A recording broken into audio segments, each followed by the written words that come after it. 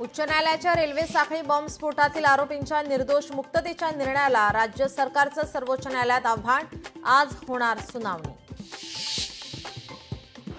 सिग्नलवर थांबलेल्या रिक्षात चढून कॉलेजला जाणाऱ्या तरुणीचा केला विनयभंग। मुंबईतल्या वांद्रीतल्या घटनेनं खळबळ। मनसे आज उघड करणार मुंबई महानगरपालिकेतील एक मोठा घोटाळा। मनसे नेते संदीप देशपांडे यांची आज पत्रकार परिषद। गृह राज्यमंत्री योगेश कदम यांच्या सावली डान्स बारवरील केलेल्या आरोपानंतर सावली बारची सत्यता पाहण्यासाठी अंजली दमानिया आज सकाळी घटनास्थळी।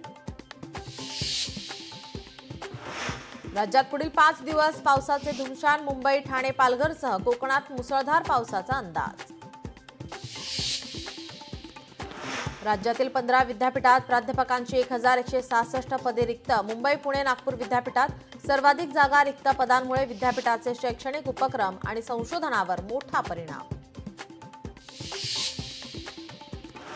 कल्याणमधील तरुणीला मारहाण प्रकरणी आरोपी पोलिसांच्या ताब्यात। मनसे कार्यकर्त्यांनी आरोपीला केलं पोलिसांच्या हवाली।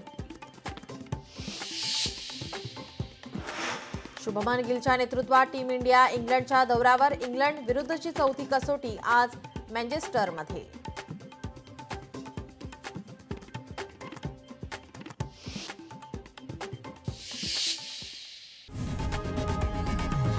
लोकशाही मराठी ऐका, पहा, जागरूक रहा।